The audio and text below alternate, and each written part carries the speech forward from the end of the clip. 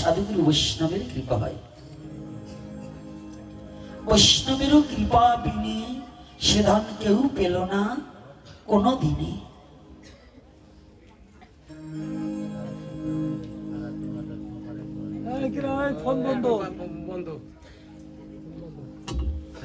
আমি চরণে হাত রেখে বলছি, যতটুকু সময় বসে থাকবেন ফোনগুলো এখন সাইলেন্ট করে রাখুন। আমি গোপীনাথ যখন ফোনটাকে অন্য জায়গায় সাইলেন্ট করে দিয়ে দিতে পারি, আপনাদেরও দিতে হবে। আর এখন যত সময় বসে থাকবেন মরণকে স্মরণ করুন যে আমি মরে বসে আছি। আর জীবিতর কথাটা চিন্তা পরিত্যাগ, না মরলে বাঁচা যায় না। যে জন মরেছে সেই জনই বেঁচেছে। তাহলে কোথায় মারবে? মরা সনাতন ধর্মের দর্শনগুলো তো, সনাতন ধর্মের দর্শনগুলো একটু ব্যতিক্রমী। আর আজকে আলোচ্য বিষয়ে দেখি গৌরহরি কি করায়, তার ইচ্ছা পূর্ণ হোক। তবে সর্বপ্রথম প্রার্থনা জানাই, এই ব্যাসাসন বিবেচনা করিয়া আপনাদের সমীপে হরিকথা কর্ণগোচর করা এবার যোগ্যতা আমার নেই। কেননা এই হরিকথা বলতে হলে কিছু জ্ঞান এবং কিছু গুণের প্রয়োজন। প্রথমেতে বিদ্যাজ্ঞান, দ্বিতীয়তে ভাষা জ্ঞান। আমি সেই বিদ্যা এবং ভাষা থেকে সসম্পূর্ণভাবে অযোগ্য জন। তবে শুনেছি পুরাণে কোন বিদ্যায় পারদর্শী হতে হয় না, কোন জ্ঞানে গুণী হতে হয় না। যদি বিশ্ব জগতে কোন মূর্খজন যদি গুরু কৃপা শক্তি সঞ্চারিত করে, যদি মনুষ্য জীবনে একবার গুরু কৃপা লাভ করিতে পারে, জগতের সমস্ত কিছু পরাভূত হয়ে যায় তাহার কাছে। তবে আমার গুরুদেব পরম দয়াল, করুণার নিধি, প্রেম বারদী, আমার প্রথম গুরু, দীক্ষা শিক্ষা সন্ন্যাস যিনি ছিলেন শ্রী শ্রী গোপাল চাঁদ গোস্বামী মহাশয়। দ্বিতীয়বারে উনি প্রয়াত হওয়ার পরে আমি যাকে গুরুরূপে বরণ করেছি, তিনি হচ্ছে বৃন্দাবনী কেশিঘাটস্থ মহাকুম্ভের মহন্তজি, দৈন্যের মূরতি, সেবা পরায়ণ 178 শ্রী শ্রী মুরারি মোহন দাস বাবা। তিনরা সকলেই করুণার নিধি, প্রেম বারধি। কিন্তু আমি অযোগ্য পাত্রবিদ হয় তাদের করুণা বাড়িধারা মম ভক্তিবিহীন ছিদ্র পাত্রে ধরে রাখতে অসমর্থ। গুরু কখনো কৃপণ নয়। আমাকে একটা ছোট ফ্যানের ব্যবস্থা করা হোক। গুরু কখনো কৃপণ নয়। আমি অযোগ্য পাত্রবিদ হয়, গুরুর কৃপাটাকে বোঝার যোগ্যতা আমার হয়নি।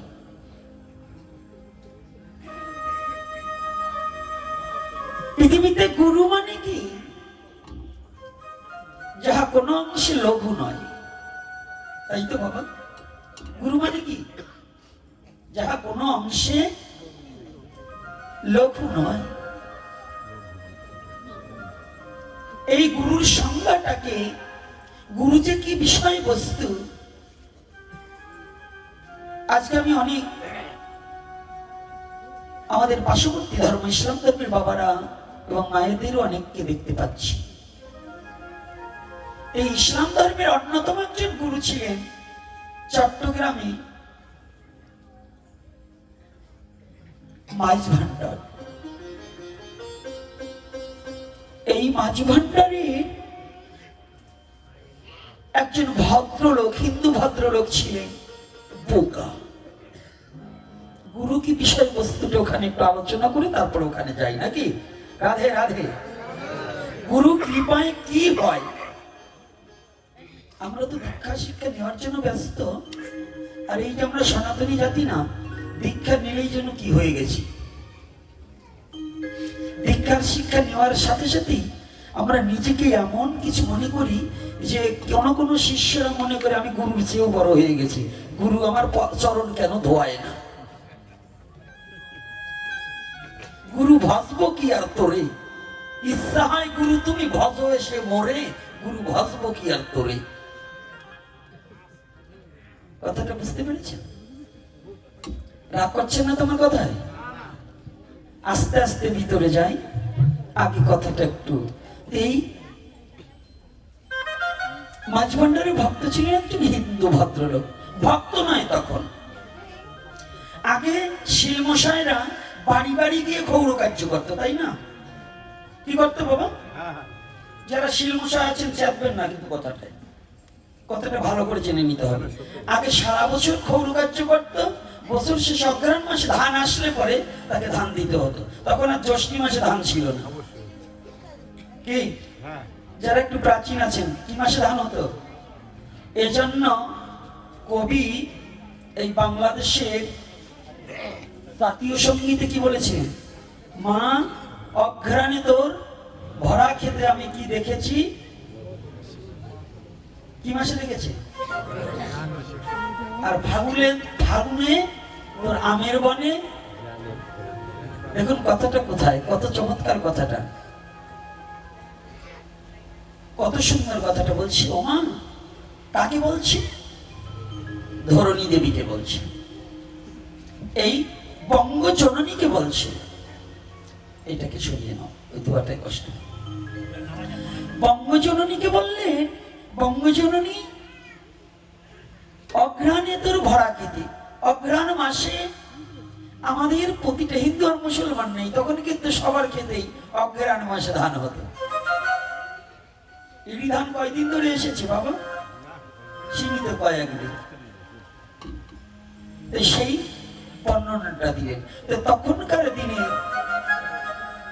শ্রী মহাশয়েরা সারা বছর গৌর কার্য করতে। এই মোবাইল কার কাছে? তোমাদের এখানে যার কাছে মোবাইল কিন্তু চালু হচ্ছে, সাবধান, মোবাইল বন্ধ রাখতে হবে, কল আসলে এখানে ঝিরঝির করবে। বর্ণনা দিচ্ছে, আর এই গৌর কার্য করে বছর শেষে ধান নিতেন। পাটনি, যারা পাটনি চেনেন তো? এখন কিন্তু পাটনি হারিয়ে গেছে, কারণ সব নদীতে ব্রিজ হয়ে গেছে, এখন আর পাটনি পারাপারের কাজ ভুলে গেছে। গেছে না? গেছে তো? এই কথা বলেন না কেন? পাটনি এখন চিনিয়ে ছেলে পেলে মালি চিনবে, ভুইমালি চিনবে? এতদিন পর ভুইমালির কোনো কাজ আছে? ভুইমালি নেই। ভুইমালি চিনেন তো? যে কোনো পুজো করতে ভুইমালির প্রয়োজন আছে। এই যে ঠাকুরের যে বেদিটা বাঁধা হয় না, এই বেদিটা বাঁধার কাজ ভুইমালি করবে। বেদি বাঁধবে এবং ঠাকুরের সোলার যত ফুলের কাজ আছে, এটা কার দায়িত্ব? ভুইমালির দায়িত্ব। ভুই এবং মালি, মালি শুধু মালিকে, সে শুধু পুষ্প চয়ন করবে। ভুইমালিকে যিনি পূজার বেদিটাকে বেঁধে দেবে এবং ভগবানের এমনি বৃক্ষের পুষ্প নয়, সে শোলা দিয়ে পুষ্প তৈরি করে ভগবানকে সাজাবে কিংবা দেবতাকে সাজাবে, তার নাম হচ্ছে ভুইমালি। জানেন সনাতন ধর্মটা কত বড় প্রীতির বন্ধন? সনাতন ধর্মে দেবতার পূজায় এই সনাতনী জাতি না হিংসুক হয়ে গেছে, বাঘের চেয়ে হিংস্র হয়ে গেছে, সিংহর চেয়ে হিংস্র হয়ে গেছে। আজ সনাতনী জাতি নিজের স্বধর্মকে ভুলে যাচ্ছে। সনাতন ধর্মের মধ্যে কত প্রীতির বন্ধন, এটা ধর্মেই নিরূপণ করে দিয়েছে। আদত কিছু নির্বোধ, কিছু মূর্খ, দুরাচার, পাপিষ্ঠ লোক, তারা সনাতন ধর্মের দ্বন্দ্বটাকে বাঁধিয়ে দিয়ে মানুষে মানুষে ভেদাভেদ সৃষ্টি করে দিয়েছে। যদি আমি না দেখাতে পারি, একটা ব্যক্তি দাঁড়িয়ে বলবেন যে এটা মিথ্যা কথা বলেছে। সনাতন ধর্মে মা বাবার শ্রাদ্ধে বইমালি লাগে না? এই প্রাচীন যারা লাগে কিনা? আচ্ছা, ঋষি লাগে না? আচ্ছা, সেখানে শিলমশাই লাগে না? লাগে কিনা? ধূপা লাগে না? তাহলে এগুলো যদি লাগে, তাহলে সনাতন ধর্মে কি কাউকে বাদ দেওয়ার কথা বলেছে? হ্যাঁ, তাহলে এক জায়গা করে খাওয়ার কথা বলেছে। প্রত্যেকের যার যে অধিকার আছে তার অধিকারকে ক্ষুণ্ণ করার অধিকার পৃথিবীতে কারো নেই। সনাতন ধর্মের ধর্ম থেকেই আপনাকে কর্মশিক্ষা দিয়ে দিয়েছে। এজন্য সনাতন ধর্ম বোঝার মতো যোগ্যতা সবার ভাগ্যে, এই সবার ভাগ্যে হয় না। কথা বলবেন, কিন্তু কথা না বললে আমার কথা আসবে না। ওই বোবার মতো ভীম মারে বসে থাকবে যে আমি ধ্যান করছি, ধ্যান করলে কাজ হবে না। আমি আসলে আমার কথা শুনতে হবে এবং বলতে হবে। আর চোখ বন্ধ করলেই তুলসীর পাতা চোখে দেবো, আর সেটা বন্ধ করবে আর বলবো বলো হরি। আমা চোখ বন্ধ করে কখন তুলসীর পাতা দেয়? কখন? হ্যাঁ, সাবধান। এই কেউ যদি ঘুমায় একটু জাগিয়ে দিও না, কিন্তু আপনার বান্ধবী হারা হয়ে যাবে। নামযোগ্যের বাড়ি লাকড়িও ভালো আছে, একবারে চোখে ধোয়া সারা হরিবোল করে দেবো। হরিকথায় যেটা ঘুমাবে ওইটারই আজকে খবর আছে। এইবার দেখুন, ভালো করে কথাটা একটু একটু হৃদয়ে ধারণ করুন। এত কান্নাকাটি দুদিন কম করেননি, ভগবানের কথা শুনে কাঁদছেন তো, আজকে একটু কান্না বাদ দিয়ে বিবেককে জাগানোর চেষ্টা করুন। বেশি কাঁদলে চোখের ক্ষতি। আর আজকে বিবেককে চৈতন্য করুন, তাতে নিজে বাঁচবেন, জগৎকে বাঁচাতে পারবেন। যত বড় সাধু হোক, যদি বিবেকবান না হয়, বিবেক যদি চৈতন্যতা প্রাপ্তি না হয়, সে নিজেও বাঁচতে জানে না, কাউকে বাঁচাতেও জানে না। আর যদি আত্মচৈতন্য বোধ জ্ঞান অনুশীলন হয়, তাহলে নিজে বাঁচবে, অন্যকেও বাঁচাতে পারবে। এজন্য বলছি কি,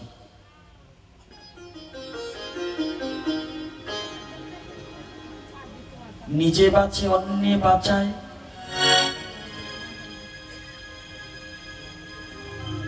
অন্যে বাঁচায় নিজে বাঁচে, ধর্ম বলে জানিস তাকে। ধর্মটা খালি মালা তিলকে নয়। কি বাবা, ধর্মটা কি মালা তিলকে? সাদা কাপড় পরলে ধর্ম? রঙিন কাপড় পরলে ধর্ম? হ্যাঁ, কেন তিন বেলা খালি ঠাকুরের ঘন্টা বাজাবি না, ধ্বনি দেবে না, জোরে জোরে ধাজ বাজাবে না, এটাই ধর্ম? আত্মশুদ্ধি না হলে তার কোনো ধর্ম। শুধু রঙিন কাপড় পরলে ধর্ম হয় না, অনেক মালা পরলেই ধর্ম হবে না। ধর্মটা হচ্ছে হৃদয়কে অন্যকে বাঁচার সুবিধা করে দিতে হবে এবং নিজেরও বাঁচতে হবে। অন্যে বাঁচায় নিজে বাঁচে, ধর্ম বলে জানিস তাকে। ঠাকুর অনুকূল চন্দ্রের বাণী। ঠাকুর অনুকূল চন্দ্র কত সুন্দর চমৎকার কথাটাকে আমাদের জন্য দিয়েছে। কি বললেন? অন্যে বাঁচায় নিজে বাঁচে, ধর্ম বলে জানিস তাকে। তাহলে ধর্মটা কি? তিন বেলা শুধু অন্যের ভোগ দিলাম আর নিরামিষ খেলাম, এটাও ধর্ম না। যদি আমার দ্বারা অন্যের ক্ষতি হয়, যদি আমার দ্বারা সমাজের ক্ষতি হয়, আমার দ্বারা যদি জগতের ক্ষতি হয়, তাহলে আমি কখনো সাধু নই। আমি কখনো সাধু নই। তাহলে সাধুকে যে নিজের সত্তাকে বর্জন করে অপরকে প্রতিষ্ঠিত করার তরে নিজের জীবন বলিদান করিতে পারে, তাহার মতো সাধু কি হয় এই বিশ্ব চরা চরে।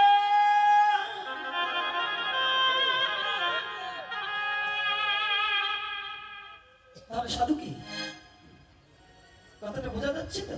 আমাদের তো সাধু এখন 1000 টাকা হইলে সাধু হওয়া কোনো ব্যাপার না। এখানে কাপড় কিনবেন ঢক করে, আর একটু ফোটা একটু কাটবেন ঢক করে, গ্রামে গেলে পরে সাইলের কারা সাইলের আর অভাব নাই। মাও বলা লাগে না, সবাই কি মা বলে নাকি? মাতৃ জগৎটা আলাদা। ওটা যদি বলি, এটা সনাতন ধর্মে কি বলেছে জানো? আরে বাবা, একদিনের পাঠে আমার পোষায় না, কিন্তু তারপরেও একদিন ছাড়া তো পাই নাই। ওরা চেয়েছিল কিন্তু আমি সময় দিতে পারিনি। এটা মহাপ্রভুর ইচ্ছা, যা হয়েছে তাই হবে, এটা তার ইচ্ছা। আমার ইচ্ছে এটা জগৎ চলছে না, তবে কৃপা করবে। তাহলে আজকে দেখুন, সনাতন ধর্মের দর্শন গুলা কেমন। সনাতন ধর্মে হিংসা ভোলার জন্য বললেন, কি বললেন? তুমি যত বড় জমিদার হও, ওই তুমি ছোট জাতিকে নিচু ভেবে, ওই তোমার বাবার পিতৃ শ্রাদ্ধে ওই ঋষিকেও প্রয়োজন আছে। তোমার বাবা মায়ের পিতৃ শ্রাদ্ধে একজন মালিরও প্রয়োজন আছে, একজন নাপিতেরও প্রয়োজন আছে, একজন ব্রাহ্মণের প্রয়োজন আছে। ওই উঁচু থেকে নিচু পর্যন্ত সবাই এক জায়গায় হতে হবে। এই সনাতনী জাতি, আপনার ধর্মে বলছে কি আর আপনি করছেন কি একটু বুঝুন। আপনার ধর্মে বললে উঁচু আর নিচু সব এক জায়গায় হতে হবে। এই জন্য সনাতন ধর্মে দুর্গা পূজা করলেও কালী পূজা করেন। যে ঋষিকে ঘৃণা করে বাড়িতে উঠতে দেননি, যার বাড়িতে খাচ্ছেন না, ওই ঋষির চামড়ার ঢাকের বাড়ি ভিন্ন আপনার দুর্গা পূজা হবে না। হবে হবে বাবা, পূজা যদি ব্রাহ্মণের বাড়ি হয় তাও তো ঋষির ঢাকের বাড়ি ছাড়া হবে। হবে কথা বলেন না কেন? ভয় পাবেন কি কথা বলতে? নাই এই রাসের পূজার উপবাস থেকে দুর্বল হয়ে গেছে। তাহলে আজকে ভালো করে একটু বুঝে নি, দামোদর মাস নেই, দামোদর আজকে তো হরি বল। আমাদের শেষ হয়েছে একাদশীতে, কেউ পূর্ণিমায় আর কেউ কার্তিক ব্রত করেছে, তাই আজকে পর্যন্ত ছিল। যাক, ওদিকে পরে যাবো, তো ভালো করে শুনবেন। তাহলে ব্রাহ্মণের শ্রাদ্ধ হলেও ব্রাহ্মণ বাড়ি কি শিলেম মশাইয়ের প্রয়োজন নাই? এই পণ্ডিত মশাইরা বললেন, আপনারা তো বাড়ি পণ্ডিত হয়ে দেশটা শেষ করবার কায়দা করছেন, আপনারা একটু বললেন। এই পণ্ডিত দল আজকে দেখিব একটু বেশি, দলে ভারী বেশি। আর এই পণ্ডিত সাইজ করবার জন্য গৌর হরি আমারে পাঠাইছে। তবে সব পণ্ডিত না, বিদগ্ধ পণ্ডিত যারা, প্রকৃত পণ্ডিত যারা ঈশ্বরকে শ্রদ্ধা করে, জাতির প্রতি হিংসা পরিত্যাগ করে যারা পণ্ডিত হয়েছে, তাদের প্রণাম মহম। তাদের চরণে আমার প্রণাম থাকবে। কিন্তু যারা পাণ্ডিত্য অর্জন করে নিজের স্বজাতিকে নষ্ট করার নিমিত্তে সনাতন ধর্মের ক্ষতিকারক পয়জন হিসেবে যারা কাজ করছে, ওদের আমি কোনোদিনও প্রণাম করি না। কুকুরের পায়ে প্রণাম করি, তবু ওই পণ্ডিতের পায়ে প্রণাম করি না। কথাটা বোঝা যাচ্ছে তো? রাধে রাধে। পণ্ডিতরা আবার পথে নিয়ে না কিলায়, এখানে কিছু সাহস পাবে না, কারণ আপনারা আছেন তো। কিন্তু ফাঁকা জায়গা পেলে আবার কিছু বলতে পারে, তাতেও ভয় পাই না। যান, এইবার ভালো করে দেখুন সনাতন ধর্মের দর্শনটা কি। যদি ব্রাহ্মণের শ্রাদ্ধ হয়, তাতেও নাপিতের প্রয়োজন আছে কিনা? আচ্ছা, নাপিত থাকলে ভুইমালির প্রয়োজন। আচ্ছা, তাহলে ঋষির প্রয়োজন। তাহলে আমরা যারা ঋষিদেরকে যারা ছোট মনে করি, তাহলে এখানে কি ঋষি কি ছোট? ভুইমালি কি ছোট? এ জগতে কোন জাতি, ওই শাহামশাই বাড়ি যদি শ্রাদ্ধ হয়, তাতে নাপিত না নিলে কপালে সুসি হবে না। দুর্গা পূজা যদি করতে হয়, নাপিতের বেলেট দিয়ে সোয়ালি একটু সোয়াতি হবে না, না হলে আপনার উপবাস কোনো কাজে লাগবে না। তাহলে ভালো করে বুঝুন। কিরে বাবা, তোর কি আবার, তুই আগেই উঠে আটা দিছিস কেন? আরে আমি ডায়াবেটিস এর রোগী, আমি উঠি না, তোরা উঠে আটা দেশ, আমার থেকে ঢিল হয়ে গেছে। ভালো ভালো করে শুনুন, আগে আনন্দ দিতে হয়, আনন্দের পরেই কিছু পাওয়া যায়। আনন্দম গোবিন্দম, যেখানে আনন্দ নাই সেখানে কোনো গোবিন্দ থাকতে পারে? তাহলে আজকে দেখুন, ভালো করে বুঝুন। তাহলে সনাতন ধর্মের দর্শনটা কি? কাউকে হিংসা না অহিংসা? কোনটা? তাহলে সনাতন ধর্মের পুজোতেও ছোট জাতি বড় জাতি সব জাতি লাগে। এজন্য সনাতন ধর্মে হিংসার ধর্ম নয়। যারা হিংসা করে জাতাজাতি কল করছে, ওরা কোনো সনাতনী নয়। ওরা হচ্ছে কি হিংসুটে এক জাত। ওরা কারা? হিংসুটে এক জাত। ওরা কোনো সনাতনী না। ওরা না হিন্দু, না মুসলমান, না বৌদ্ধ, না খ্রিস্টান। ওরাই আলাদা এক জাত। তাই তো? কি মুসলমান বাবার আবার আমার কথাটা কষ্ট পাচ্ছেন নাকি? যারা 2-4 জন আছেন, আবার রাগ ঠাক হইয়েন না। আর হইল সত্যি কথা বলার পরে রাগ হইলেও আমার কোনো কিছু করবার নেই, কথাটা তো সত্য। এইবার দেখুন, এই যার কথাটা বলছিলাম, রমেশচন্দ্র শীল, উনি হচ্ছে শীল মহাশয়। ভান্ডার শরীফের হুজুর কেবলা, উনি তখন খুব আধ্যাত্মিক জগতে চতুর্দিকে নাম ছড়িয়েছে। কিন্তু ওই রমেশ হচ্ছে খুব অশিক্ষিত, লেখাপড়া জানে না। কিন্তু হুজুর ওই রমেশকে ছাড়া কোনো ক্ষৌর কার্য করে না। রমেশ ছাড়া হুজুরের কোনো ক্ষৌর কার্য করার কেউ নেই। ভান্ডার শরীফের হুজুর সাহেব রমেশ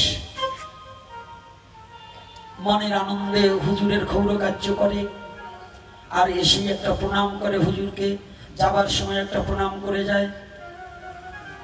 কিন্তু মাঝ ভান্ডারে শরীয়তে মোতাবেকে যেমন গান বাজনা নিষেধ রয়, মুসলমানদের মতো মাঝ ভান্ডার কিন্তু মারুফতের আওতা অধীন। ওনারা গান বাজনা আমাদের মতো ঢোল খোল বাজাই এই কীর্তনের মতোই করে না? তো ওনারা তো গান গায়। রমেশের মনে হয় আমি একটু গান গাই, কিন্তু রমেশ তো কিছু জানে না, লেখাপড়ি জানে না, কিচ্ছু জানে না। রমেশ কোনো জায়গায় দীক্ষাও নেয়নি। ওর শুধু এত বড় সরল সোজা মানুষ, ওর শুধু যদি কেউ কিছু বলে যা করে আমার হুজুর বাবা। কথাটা একটু ভালো করে বুঝবে। যা করে ভান্ডার শরীফ, ভান্ডারীর চরণে সে প্রণাম করে।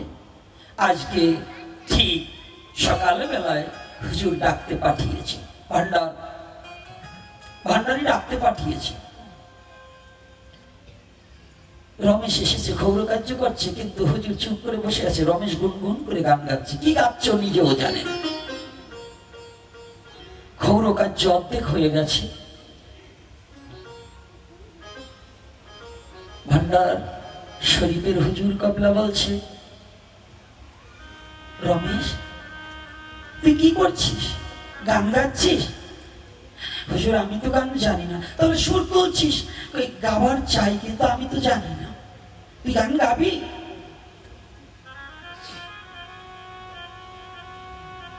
বাবা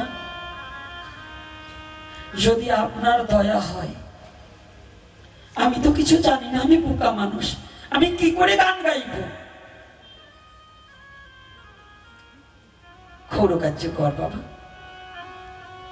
রমেশ ক্ষৌর কার্য করেছে, যাবে প্রণাম করেছে, পিঠে একটা থাবর দিয়ে বলছে, যা তুই যা গাবি তাই গান হয়ে যাবে, তুই যা বলবি তাই গান হয়ে যাবে।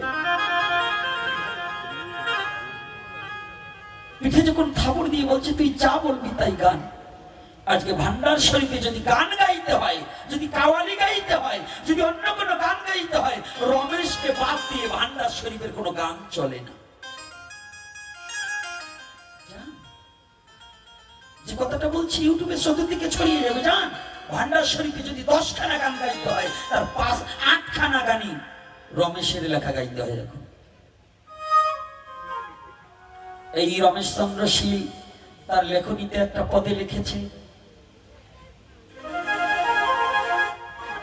কি লিখেছে? ওরে দেখবি গুরু নামে কত বল, গুরু নামে একবার বিশ্বাস রেখেছ। ওরে তোরা দেখবি গুরু নামে কত বল, গুরুর নামে একবার বিশ্বাস রেখেছ।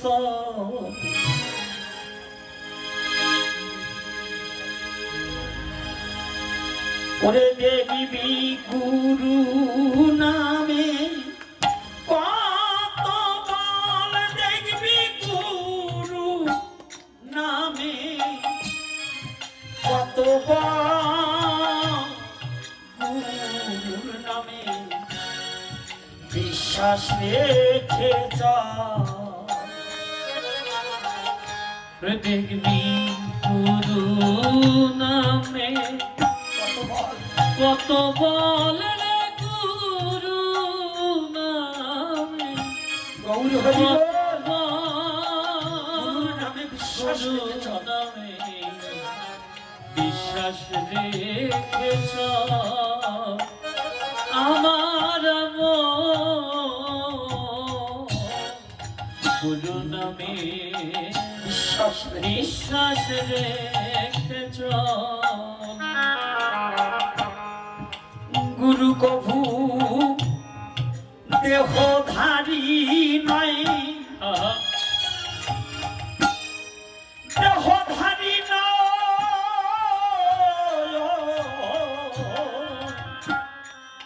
ওরে অনন্ত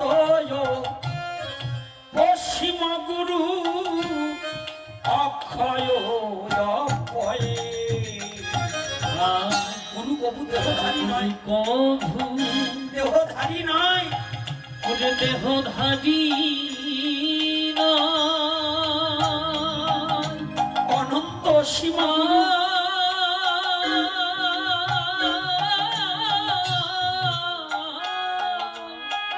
অনন্ত সীমা গুরু, অসীম গুরু, সীম গুরু অক্ষয় অক্ষয়। অক্ষয় অব্যয়। ওরে আমার গুরু কভু হরি বল। এইরকম দেহধারী গুরু নয়, নয়।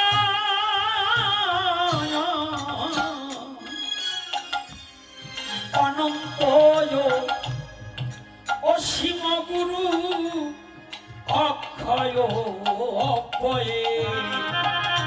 আর গুরু কভু অমন দেহধারী নয়, অনন্ত অসীম,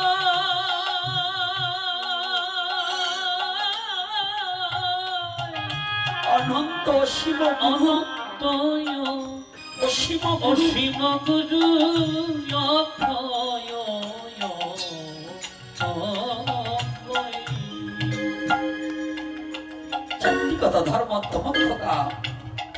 অনন্ত অসীম, অক্ষয় অব্যয়।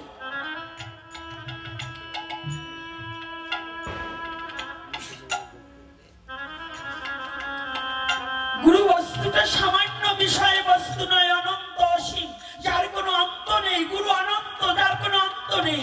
অসীম, যার কোনো সীমাহীন, যার কোনো সীমানার মধ্যে গুরুকে ধরা যায় না। গুরু অক্ষয়, যার কোনো ক্ষয় হবে না। অব্যয়, যা কিছু দিয়ে বিশ্ব জগতের মাপকাঠি দিয়ে গুরুকে মাপা যায় না। চাই কি? তাহলে এই চারটি বস্তু হচ্ছে গুরু, অনন্ত অসীম, অক্ষয় অব্যয়। আর এই গুরুকে জানিতে বুঝিতে হলে কিসের প্রয়োজন? এই কথা আলোচনা করার আগে আসুন আমরা একটু রাধা মাধব কীর্তন করে নেই, তারপরে আবার আলোচনায় যাব। মালাগুলো তুলে দিন। জয় শ্রী রাধেশ্বর। এই মালাটা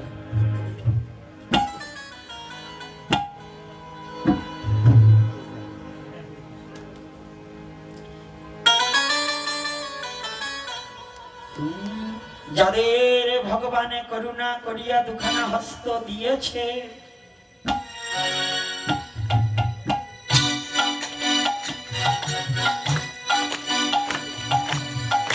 যাদের ভগবানে বদনে দিয়েছে,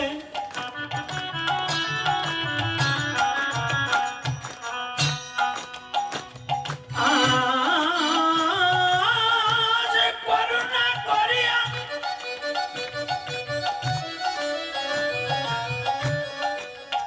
সকলে মিলিয়া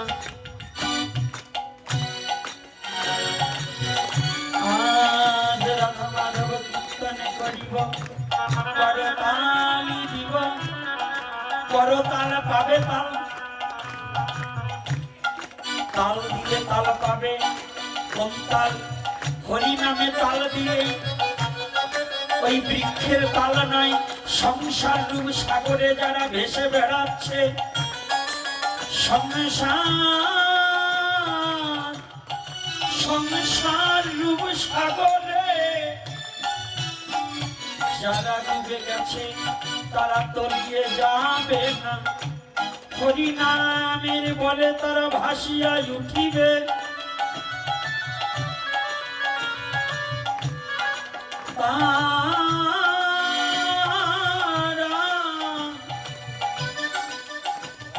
তারা কখনো অকুলে থাকবে না, তারা কুল পাইবে।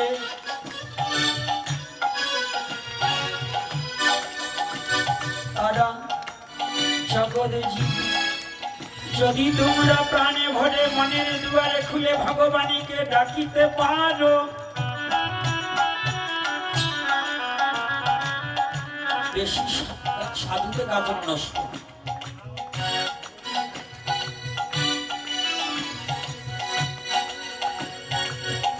ওটা কি লাইন নাই?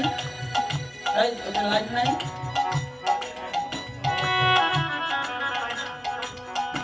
এই ওদের ছাউনগুলো বাড়িয়ে দাও।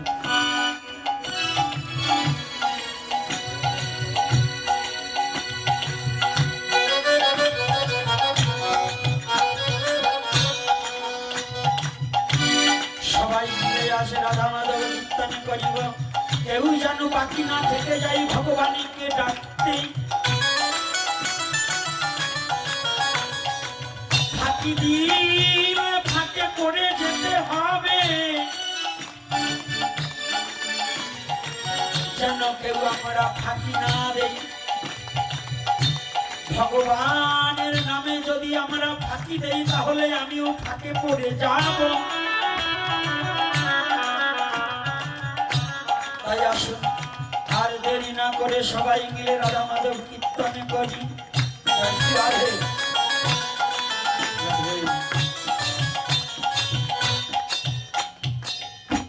সবাই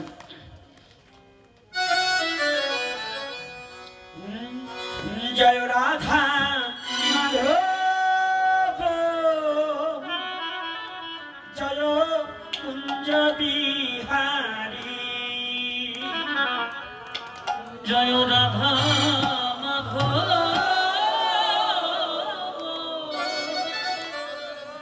জয় কুঞ্জ বিহারী, জয় গোপী জনবল্লভ,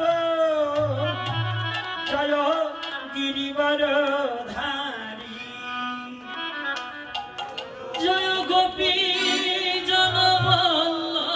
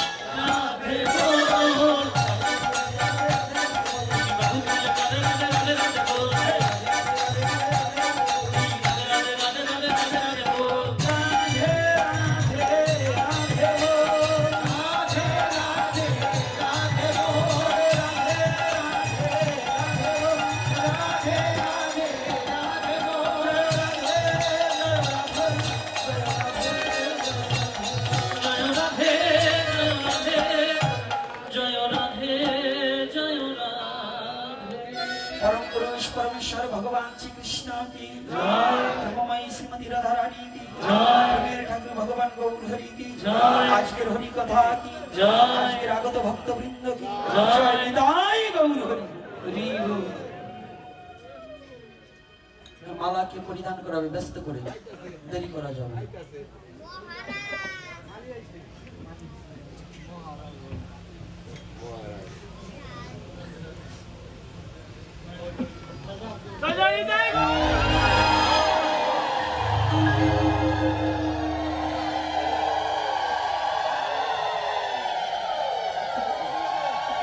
জয় শ্রী রাধে। এই সব মালা নিয়ে হাতে করে বৃন্দাজিকে স্পর্শ করো। বৃন্দাজিকে অত বড় একটা মালা দেওয়ার দরকার নেই, ওই স্পর্শ করিয়ে নিলেই হয়ে যাবে। জয় শ্রী রাধে। যাক, আমরা ওরা মালা দান করুক আর আমরা কথায় লেগে যাই নাকি। তাহলে আমাদের সনাতন ধর্মের দর্শনটা কি, হিংসা না অহিংসা? আমি কিন্তু জায়গা থেকে লড়বো না, কারণ আগে ক্ষেত্র তৈরি না করলে যত ভালো বেছনি বুনান না কেন সে বীজ সঠিক অঙ্কুরিত হবে কি? এই যে আমাদের মধ্যে যে নাম যজ্ঞের আগে ভাগবত দেওয়া হয়, ভাগবত দেওয়ার মানে কি জানি তো? জানি কি না জানি না? ভাগবত দিতে হবে কেন? একদিন এই যে আপনারা যেমন দুর্গাপূজা ড্যান্স ছাড়া ড্যান্স করান, এই নাম যজ্ঞের আগে ড্যান্স দিলে কাজ হয় না? দুর্গাপূজার আগে যদি ড্যান্স ছাড়া নেন, ওটা ড্যান্স দিলে যদি আপনাকে ধর্ম হয়, তাহলে নাম যজ্ঞের আগে ড্যান্স ছাড়া নিয়ে ড্যান্স দেওয়া হবে। হাসতেছে। ওইটা যদি ধর্ম হয় তো এটা ধর্ম নয়। এটা হরিনাম কি আমাদের ধর্মের অঙ্গ, দুর্গাপূজা আমার ধর্মের অঙ্গ। দুর্গাপূজায় যদি আপনার মেয়েকে অর্ধেক পোশাক পরিয়ে নাচালে যদি ধর্ম হয়, তাহলে নাম যজ্ঞের আগে ভাগবত কেন দিতে হবে? এটা ডান্স শুরু করে দেবেন। তবে বলা যাবে না, আগামীতে তাও হতে পারে, বলা যাবে না, কারণ এখন নাম যজ্ঞে ঢোল বাজানো হয় নামের আসরে। আর কি করা হয়, এখন ক্লাইনেট বাঁশি বাজানো হচ্ছে। কি আসছে না? আর কয়েকদিন পর বিয়ের ওই কিবোর্ড নিয়ে, এবং কিবোর্ড না শুধু আরো কিছু থাকবে নাম যজ্ঞের সময়। হ্যাঁ, আসতেছে না? ওই যে বলছে আসতেছে। এই কেবল কলির প্রকোপটা পড়ছে, আর বাকি আছে। তাহলে সনাতন ধর্ম কিন্তু আপনাকে দেখুন কত বড় সভ্য, কত বড় সভ্য জাতি সনাতনী জাতি ছিল, এখন এই সনাতনী জাতি মেলচ্ছ হয়ে গেছে। তার প্রমাণ, নাম যজ্ঞের আগে ভাগবত দিতে হয়। কেন দিতে হয় বলবো না? বলবো না? না থাক, আজকে বলবো না। ভাবছেন নাকি না বললে যাবো? আমি কি না বলা লোক? এই পালপাড়া আজকে, এই গঙ্গারামপুর পালপাড়ার লোক না, শুধু দূরের লোক যারা আসছেন, যদি আজকে শুনতে না চান বাড়ি দিয়ে বইলে আসবো, তবু বলবো না। বললে যাবার জন্য কি গৌর হরি আমাকে পাঠিয়েছে নাকি? আমাকে বলবার জন্যই পাঠিয়ে। তাহলে শুনুন, আপনাদের আশেপাশে চাষি জমি আছে তো? আজকে এই সন্মুখী জায়গায় যে এবার কিন্তু রসুনের ভালো দাম হয়েছে, 10,000 টাকা মন, জানেন তো? জানেন না আপনারা? এবার জানার কথা বলি, এবার কোন গাল শুনবো? আজকাল তো মুসলমানের চেয়ে হিন্দুরা পেঁয়াজ রসুন বেশি খায়। পেঁয়াজ রসুন এই হিন্দুর জায়গায় এখন মুসলমানরা কিনবার পারে না, তাই তো? কি বাবা মুসলমান বাবারা বলুন, ঠিক করে বলুন।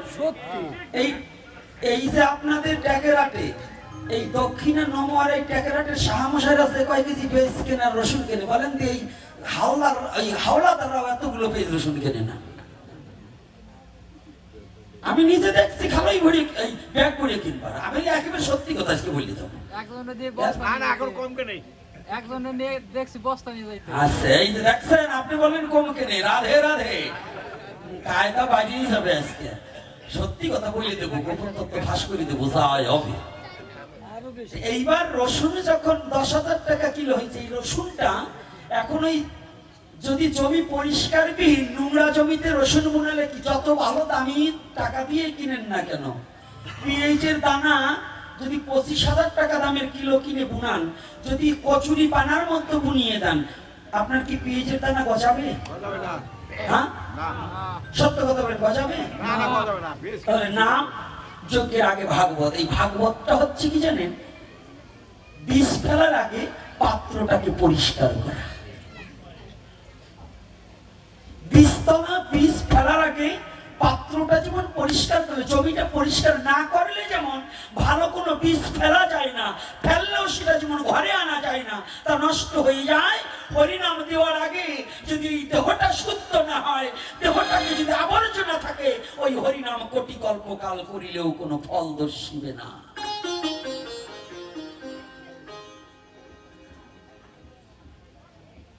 বাবা রাগ করবেন না, কয়জন মুসলমান বাবা আসছে তো, তবু একটু ওদের পাড়ায় একটু না গেলে হয় না।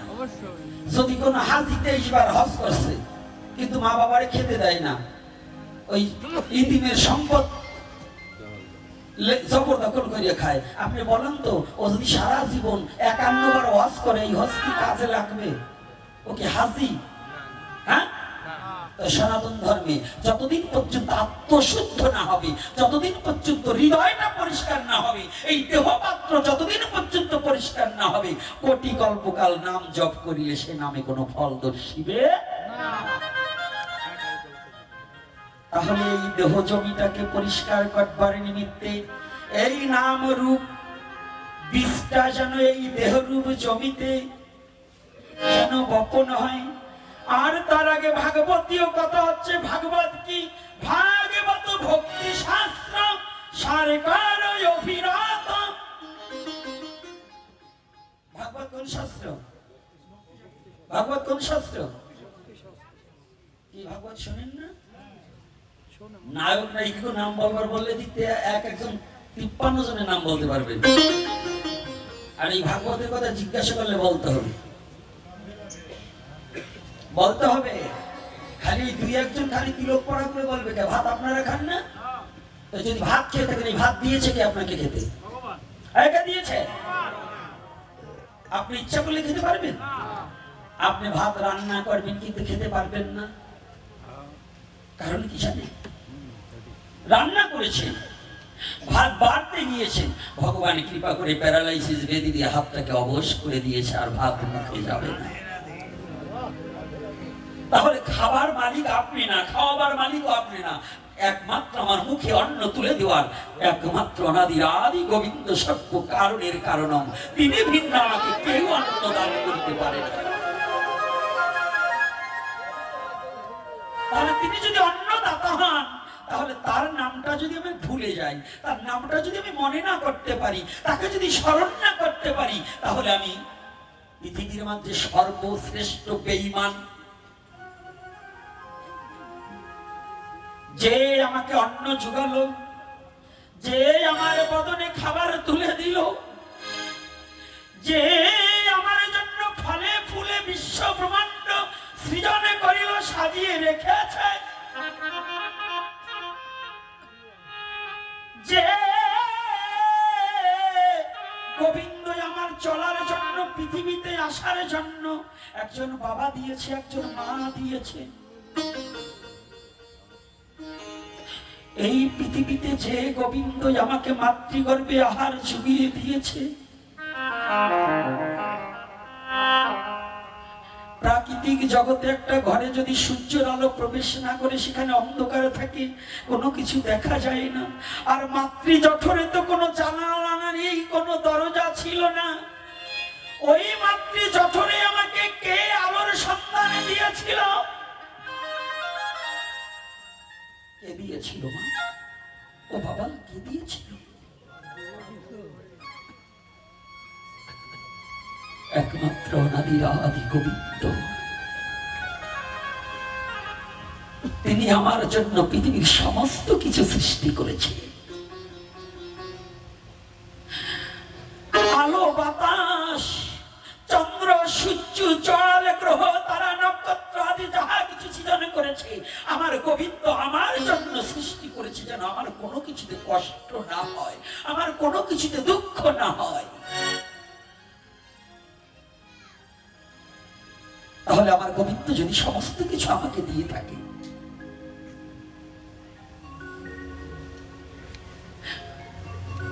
মাতৃ জঠরে আমাকে আহার জোগালেন আমার গোবিন্দ,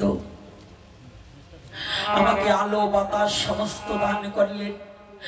আপনি কি একটিবার জীবনে ভেবে দেখেছেন এখানে যত গুণীজন, কত জ্ঞানীজন, হিন্দু মুসলমান বৌদ্ধ খ্রিস্টান সমস্ত মানব জাতির কাছে আমার প্রশ্ন, নারী পুরুষ আজকে যারা এখানে এসেছে সমস্ত জাতির কাছে আমার প্রশ্ন, আজকে যত ধনাঢ্য ব্যক্তি হন না কেন, আজকে যখন শ্বাসকষ্ট হয়েছে হসপিটালে নিচ্ছে, ওই হসপিটালে আপনাকে ভর্তি করে রেখেছে, আপনার পুত্র অনেক কোটি কোটি টাকা আছে, আপনি অক্সিজেনের সিলিন্ডার কিনতে হয়, যদি ডাক্তার বলে আপনার পিতার অক্সিজেন লাগবে, আপনার পুত্রের অক্সিজেন লাগবে, ওই অক্সিজেনের সিলিন্ডার কিনতে হয় ঘন্টা মেপে, তাই না বাবা? কিনতে হয় না মা? ঘন্টায় ঘন্টায় বিল পরিশোধ করতে হয়, জানি।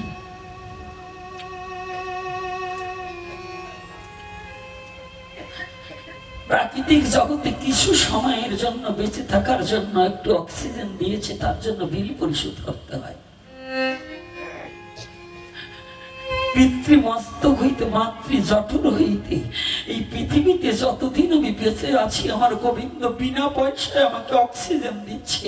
আপনি বলুন তো এই অক্সিজেনের মূল্য কি সারা জীবনে কেউ কোনোদিন দিতে পারবো?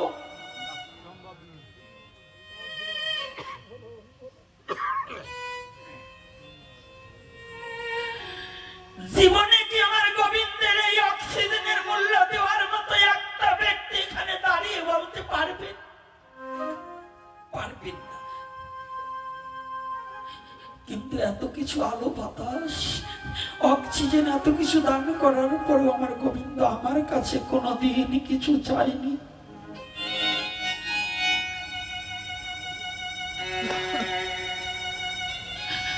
আপনি মা বাবা বলছেন, মা বাবাও সন্তানের কাছ থেকে চেয়েছে, প্রতিটা মা বাবা চায় আমি যখন অসহায় হয়ে যাব আমাকে আমার পুত্র ইনকাম করে আমাকে খাওয়াবে, কিন্তু আমার গোবিন্দ তো কোনোদিন আমার কাছে কিছু চাইনি।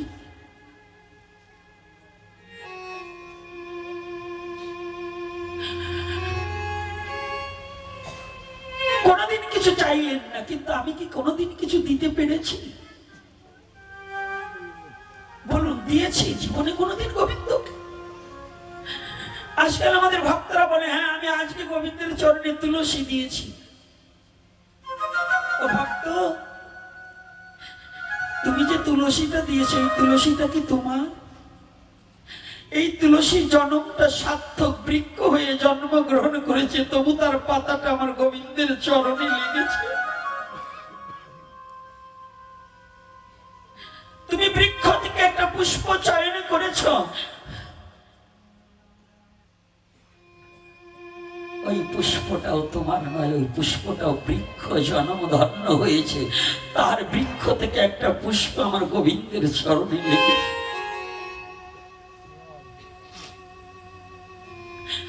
চন্দন বৃক্ষ নিজে তিলে তিলে ঘষে নিজের দেহখানা ক্ষয় করে আমার গোবিন্দর সেবায় লেগে গেল চন্দন বৃক্ষ হয়ে। বৃক্ষকুলে জন্মগ্রহণ করেছে, সে নিজের দেহখানা বিলীন করে দিয়ে গোবিন্দর চরণে পৌঁছিয়ে গেল।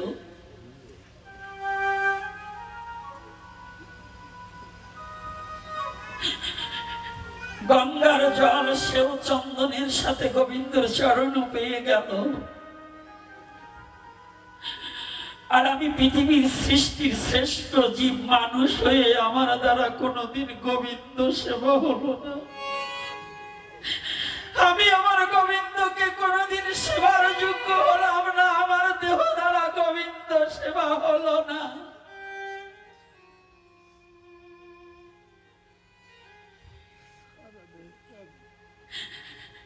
গোবিন্দ কোনোদিন আমার কাছে কিছু চাইল না।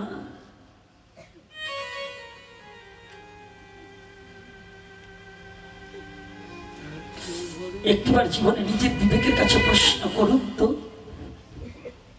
আমি তো মানুষ,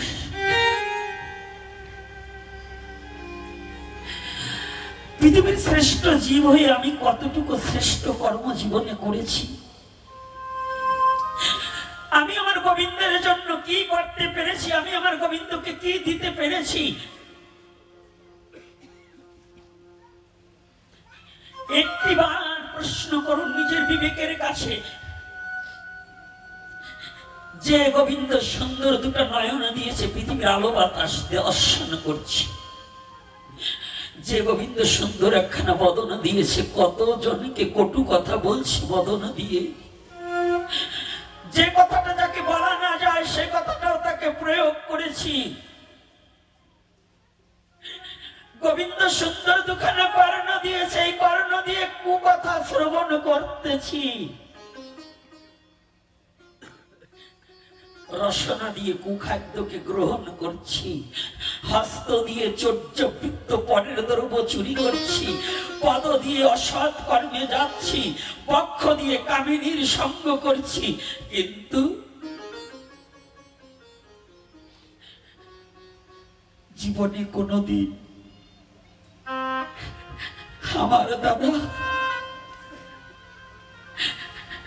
আমি কোনদিন একবার কৃষ্ণ বলে আমি ডাকি নাই রে। একদিন হা কৃষ্ণ কৃষ্ণ আমি ডাকি নাই রে, একদিন ডাকি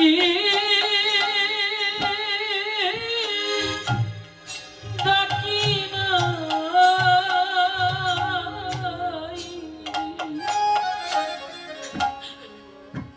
জীবনে একদিন কৃষ্ণ বলে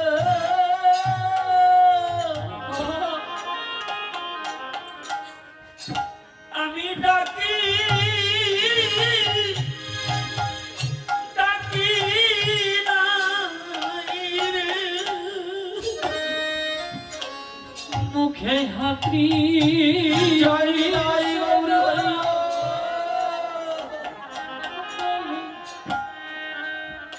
একদিন ডাকি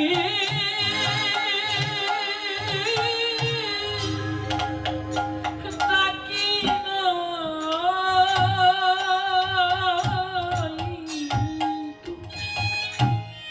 ওরে আমার দিনার দিনে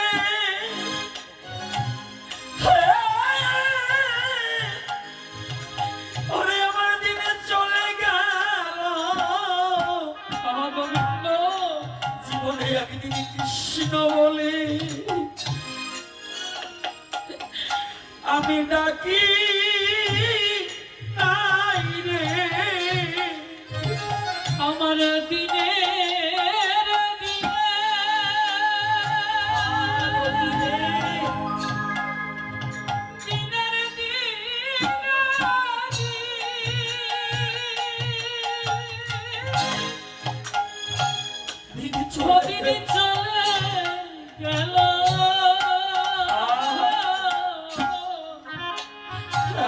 কৃষ্ণ বলে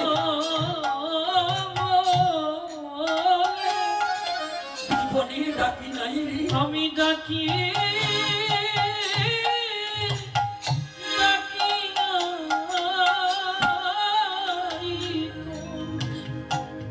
বলো কি হবে যে আমার গতি জগতে, বলো বলো কি হবে আমার আমার গতি। ওরে আমার কৃষ্ণ চরণে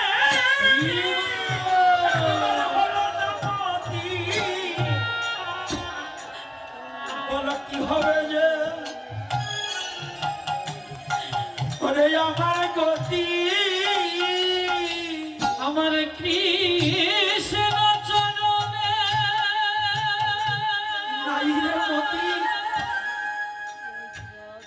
কৃষ্ণ চরণে হলো মতি। বলো বলো কি হবে আমার গতি আমার গতি সারা জীবন বিষয়ে বাসনায় মত্ত হয়ে আছে। অন্যায়টাকে ন্যায় ভেবে বসে আছি,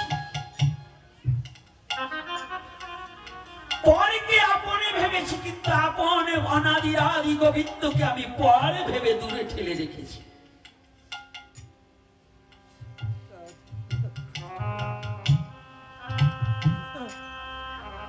আমি কোনদিন নয়ন গঙ্গা মন তুলসী আর ভক্তি চন্দনে মিশ্রিত করে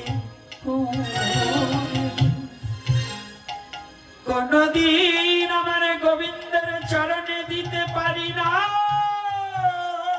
দিতে পারি না। পরকে দিয়ে গোবিন্দ সেবা হয়, আমার গোবিন্দকে আমার সেবা দিতে হবে। পরের দ্রব্য দিয়ে গোবিন্দ সেবা নয় গো, নিজের দ্রব্য দিয়ে গোবিন্দ সেবা। আমি পরের দেবো কেন? কেন ওই গঙ্গার জল টেনে আনবো? ওই গঙ্গা যমুনার জলে কখনো গোবিন্দ সেবা নাহি মিলে, নাহি মিলে। নয়নে গঙ্গা যমুনার জল বিনে কি কৃষ্ণ মিলে? কৃষ্ণ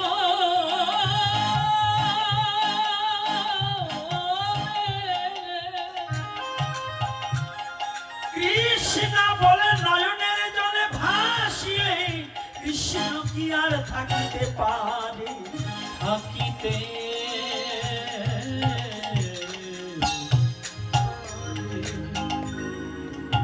গঙ্গা যমুনার জল নয় বাবা, ওমা নয়ন গঙ্গা যমুনা ভক্তি চন্দন আর মনটাকে তুলসী দিতে গোবিন্দের চরণে একবারে শুকে দিতে হবে। এই নাম যজ্ঞের আগে ভক্তি শাস্ত্রটাকে হৃদয়ে ধারণ করতে হবে। ভগবানকে পেতে হলে ভক্তির দ্বারা যত ভগবানকে পাওয়া যায়, ভক্তিবিহীন ভগবানকে পাওয়া যায় না।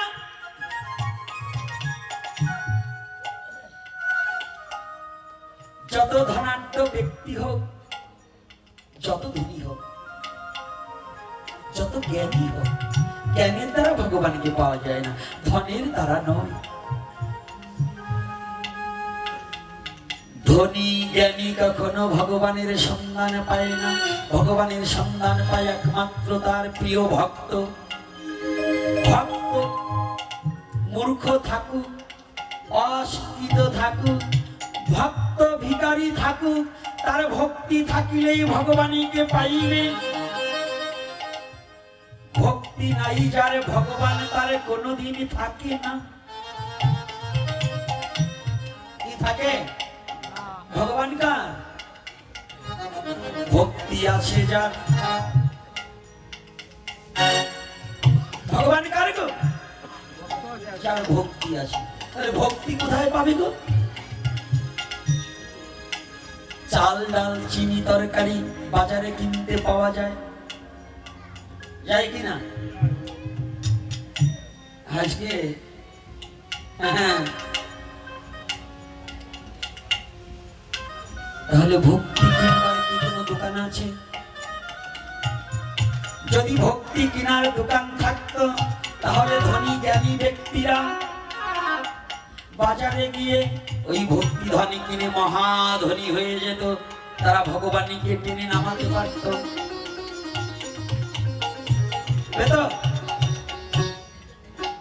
শাস্ত্রে কোথাও লেখা আছে কোন রাজা ভগবানকে জোর করে ভগবানকে আনতে পেরেছে? সে ধনীর নয়, জ্ঞানীর নয়, আমার ভগবানের কাঙালের হয়।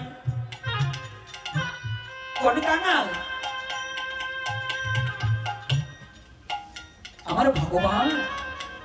জগতে যদি কোনো কৃষ্ণ কাঙাল হয়, যদি কৃষ্ণ কাঙাল হয়ে দুহাত উঁচু করে দিয়ে ভগবানকে ডাকিতে পারে, আমার ভগবান তার হয়ে যায় বিশ্ব চরাচরে।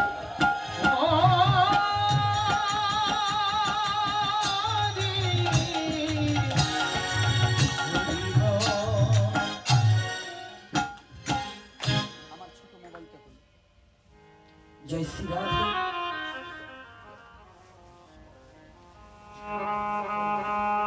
এই বিশ্ব চরাচরে ভগবান তার হয়ে যায়, কার হয়ে যায় গো? ভক্তির কাছে ভগবান পরাভূত হয়ে যায়। হ্যাঁ, ভক্তিবিহীন ভাবে দুর্যোধন ভগবানকে চেয়েছিল আটকাতে, কিন্তু খেয়েছে ভগবান।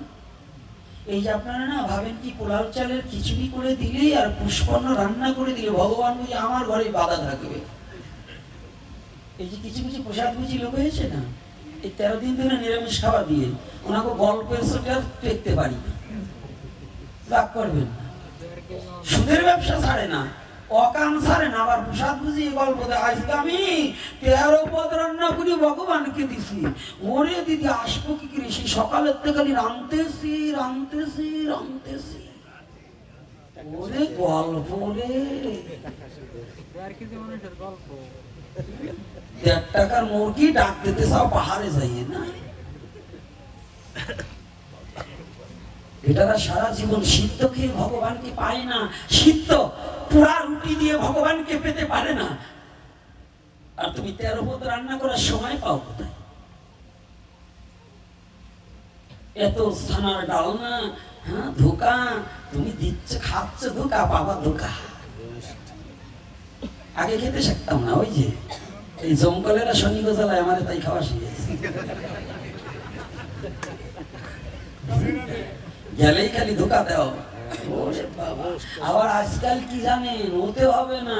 আজকাল আবার জন্য কি করে শিখে ওই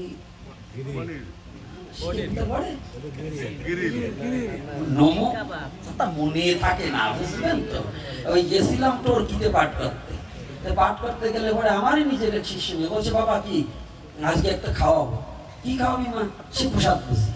তা গেছে সোয়াবিন আছে না, সোয়াবিন যেন ওই চিকন চিকন বাঁশের ডালটি কাটি ঢুকোই দিয়ে তার ভিতরে কি দিয়েছে তা কবার পারি না। ও তো রান্না করে আনছে। এখন আমার এত ঠিক ভগবানের দিয়ে আমার দেশে, এখন ও দেশে ভাবছে বাবা বাবার জন্মে খায়নি, খাওয়াবো জন্মের খাওয়ানো বেশি করে দেশে। কিন্তু বাবা একটা মুখে দিয়ে আমার কাজ হয়ে গেছে। ও যখন ওটি ধরে মুখে দিছে আমার আর একটা মনে পড়ছে, আমার কাম হয়ে গেছে। একটু খাইতে বই যখন ওই স্মরণ বসতে আসতে শুয়ে দিছি। আমি জিজ্ঞেস কিছু মাখায় ওই এর পরিবর্তে এই বাবা এটি নিরামিষ পাবে। আমি বলি ওরে হারাম দাদা রে, যদি ওই স্বাদীদের মুখে থাকে তা নিরামিষ বুঝি হয়েছিস কেন?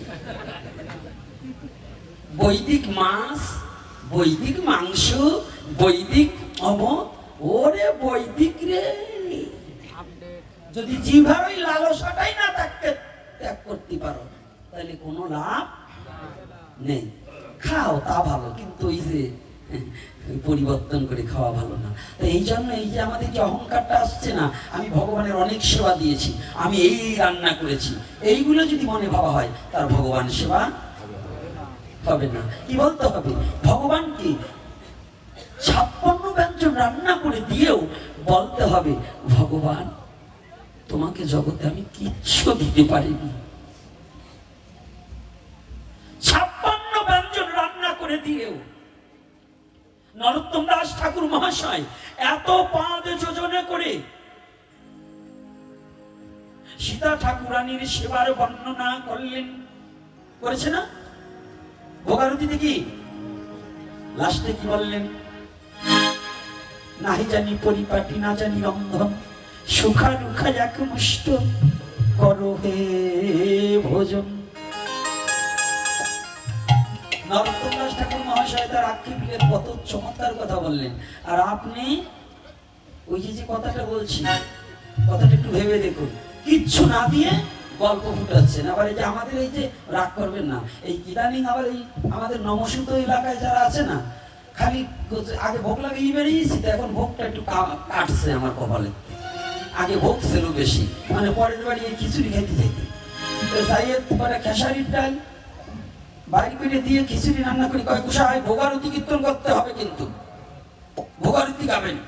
আমাকে অমক অমক সে ভোগারতি গাইতো, তো গেছি ভোগারতি গাবো কেমন? তখন তার এত বুঝি নেই, ওই পরের বাড়ি 100 কেজি চাল আর 5টা টাকা আনতে হবে কি করে, তখন বুদ্ধি ছিল এইটে, যা বলস তাই গাবো। তখন ভোগারতি গাইতাম কি দধি দুগ্ধ ঘৃত ছানা আরো লুচি পুরি গাইতাম না কি বাবারা আপনার ওই যে আমার কীর্তন নিয়ে বাবারা আছে তাই তো এই কি ছিল কিনা বলেন দধি দুগ্ধ ঘৃত ছানা আরো লুচি পুরি আনন্দে ভোজন করে। আর আমি যাইয়ে দেখি এখন বর্তমান ভোগারতি কি জানেন গাইতেছে দধি দুগ্ধ ঘৃত ছানা আরো লুচি পুরি মনিও রে দধি দুগ্ধ ঘৃত ছানা আরো লুচি পুরি দরজা খুলিলে দেখি পাতলা খিচুড়ি গজ ভক্ত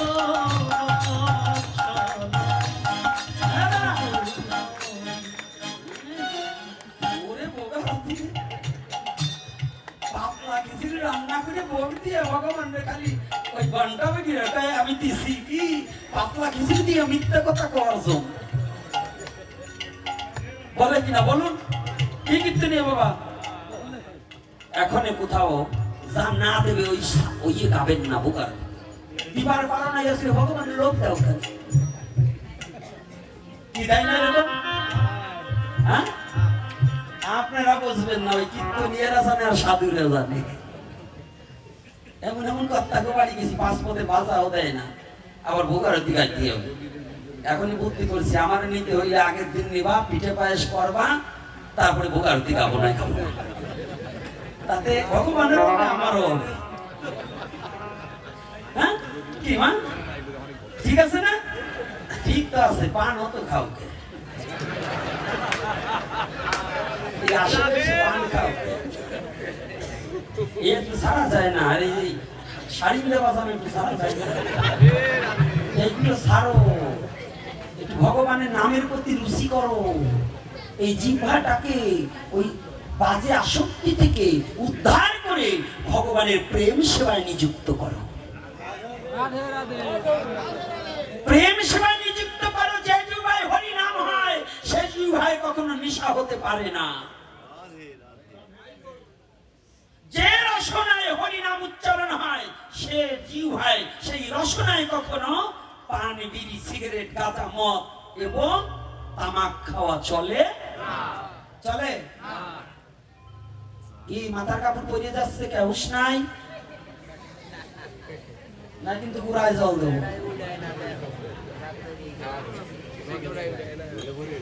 না গুড়া আছে না তো তোমরা আমার মা তোমার মা আমার কি হয় হ্যাঁ তোমরা আমার মা হলে তোমার মা আমার দিদিমা হয় না ওই বুলিডের উপর যাবে কিন্তু কোপ যদি নিজের মারে অসতী বানাতে ইচ্ছা না তাই তো মাথা ঠোঁতা ডাকি বসো আর যদি নিজের মারে অসতী বানাতে চাও পাবলিসিটি দিয়ে দেওয়ার চাও তাহলে কিন্তু খবর আছে জয় নিতাই গৌর হরি বল খালি এই দিকে শীত দেবে না বাড়িতে দেবে এটা করবেন না সব জায়গায় বোঝেন না ভাবে সেইটা বলে খালি আমাকে চাপান কে আপনারা বউ সুজা করতে পারেন না যোগ্যতা নাই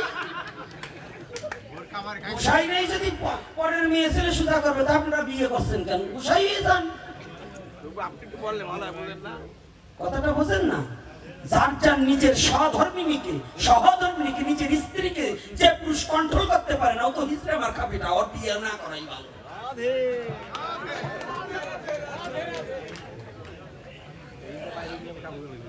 রাগ করছেন নাকি রাগ করলে আমার কিছু আসে যায় না।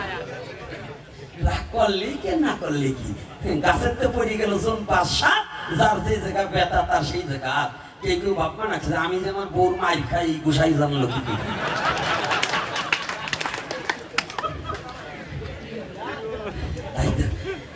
আরে প্রমোদ ছেলেরা কি বুঝে আসে আমি তো কিছু বুঝি না ওরা আসে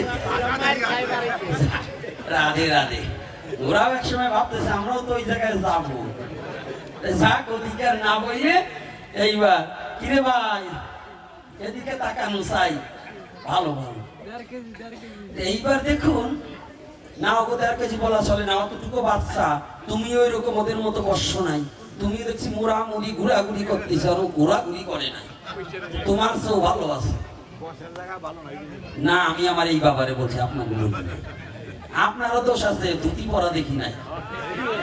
আমার দোষ ধরাতে পারে। যাক ওদেরকে বলবার চাইছিল না, তুমি বাবা তো একটু না বললে তো হয় না। কারণ ছেলে যদি বাবাকে লজ্জা না দিয়ে পথে নামতে পারে, অন্য লোকে বলবে কেন? আমার বাবারে আমি বলবো, অন্য লোক দেখে মাইর খাওয়াবো। এই জন্য আমার বাবাকে একটু লজ্জা দিই, যে এরপরে যারা একটু বয়স্ক আছেন একটু ধুতি টুতি পরা শেখে। ছেলে মেয়ে বিয়ে দিয়েছেন, এখন পেন্টুল পরা স্বভাব যায় না। তাই যা এইবার দেখুন, এই যে শ্রী অঙ্গনে আগামী দিন সুপ্রভাতে হরিনাম হবে, তাই তো হবে না? তাহলে আপনাদের বুঝতে আর বাকি নাই ভাগবত দেওয়ার কেন প্রয়োজন। তাই কি প্রয়োজন? ভক্তি না থাকলে ভগবানকে পাওয়া যাবে না। আর এই ভাগবত কোন শাস্ত্র? ভক্তি শাস্ত্র। তাহলে ভাগবত কি আলাদা কোনো ধর্ম? হ্যাঁ, ভাগবতের একটা ধর্ম আছে আলাদা। আর এই ভাগবত গ্রন্থ কোথা থেকে আসছে? সেটা হচ্ছে বেদের পরিপক্ক ফল। সেটা কি? বেদ নিগম কল্পতরু বিগলিত ফল। বেদের পরিপক্ক ফলটার নামই হচ্ছে ভাগবত। মানে জোর করে পাকানো নয়, জোর করে পাকানো নয়, ফরমালাইন দিয়ে পাকানো নয়। এটা বেদ বৃক্ষ, বেদ মাতা করুণা করিয়া তার পরিপক্ক ফল, প্রেম ফলটাকে ভাগবত রূপে ভক্তি স্বরূপ তিনি দান করে জগৎ জীবকে আস্বাদনের জন্য দিয়ে দিলেন। আর সেই ভক্তি ফলটাকে সঞ্চয়ন করতে হবে কোথায়? আপনাদের শাড়ি কেনার মার্কেট আছে, শাহাবুদ্দিন কমপ্লেক্সে গেলে অনেক ভালো ভালো দামি দামি 1.5 টাকার মাল 6 টাকা নেবে, কারণ ওই দোকান ভাড়া তো আপনাদের উপর দিয়ে উঠাবে। এই অন্য দোকান একই মাল একই কোম্পানি, ওখানে নিচে তো উপরে দাম বেশি। জানে ওই উপরে যারা যায় তারা কুমা পাত্র নয়, তো ওদের কাছ থেকে একটু কষাইয়েই নিতে হবে, হবে না? দোকান ভাড়া, কারেন্ট বিল, কর্মচারী বিল আছে না, ওইটা কষাই রাখতে হবে না? একটু ভালো করে শুনবেন। কিন্তু এই ভক্তি কোন বাজারে পাবেন? পেয়েছেন কেউ কোনো বাজারে? ও মায়েরা কিনেছেন? সাধুর বাজারও নেই আজকাল। সাধু কে রে? লাখে না মিলিল এত সাধু। মাই দেখলে সাধু এখন দৌড়ায়। এই বাংলাদেশে যে দুরবস্থা হয়েছে, সাধু এত যে কানে পুরুত দিয়ে যে মাসে মাসে চান্দা দিচ্ছে, ভিক্ষে করে খাচ্ছে, এক সাধুরও পাওয়া যায়। এই যে এক সাধু খালি বাবা আমার একটু বলে দেন মন্দিরের জন্য। ও কয়বার গেছো সাধু সমাবেশে? হিন্দুর দুরবস্থা কয়বার গেছে? একবারও যাও নাই। তোমার ভিক্ষে করে দিয়ে আমার জাতির কি লাভ আছে? দেবো কেন? তোমার তো আমার জাতির স্বার্থে পাচ্ছি না। সনাতনী জাতি মার খাচ্ছে, সনাতনী জাতি নির্যাতিত হচ্ছে। এই কথাটাকে ব্যক্ত করার জন্য যদি কোনো সাধু না আসে, তার জন্য আমি না, তার জন্য আমি না।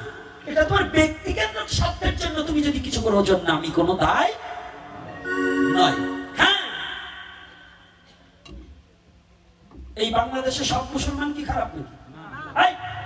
যদি মুসলমানে আপনাদের রক্ষা না করতে, আপনারা টেকতেই পারতেন না। যে কয়টা হিন্দু আছে সব কয়টা বাড়ির ছেড়ে চলে যেতে হতো।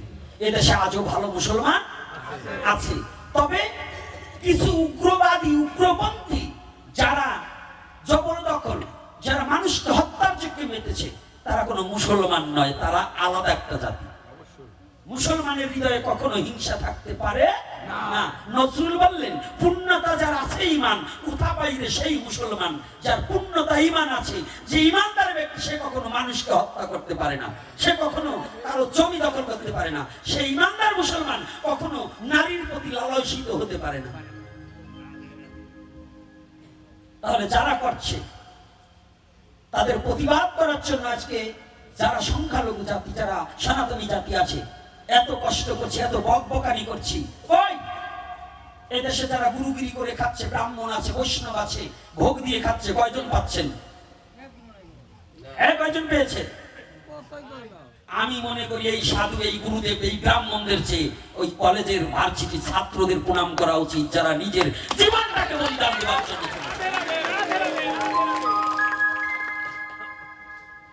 এই ভার্সিটি ছেলেদেরকে প্রণাম করা উচিত অবনত মস্তকে, যে নিজের জীবনকে বলি রেখে জাতির স্বার্থে রাস্তায় নেমেছে।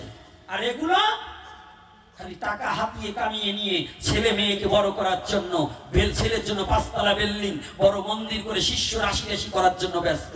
এরা একজন সদ্গুরু নয়। যারা নিজের স্বজাতি চিন্তাটাকে ভুলে গেছে, নিজের জাতির দুঃখ দুর্দশায় যারা এগিয়ে আসতে না পারে, ওরা একজন সদ্গুরু নয়। জানবে এরা ব্যবসায়ী, এরা ব্যবসায় লিপ্ত হয়েছে। গুরুগুরি ব্যবসা করে নিজের পুঁজি বাড়াবার জন্য এরা মত্ত হয়েছে। এদেরকে কোনো উপকার, এদের কোনো কালেকশন পর্যন্ত দেওয়া উচিত না।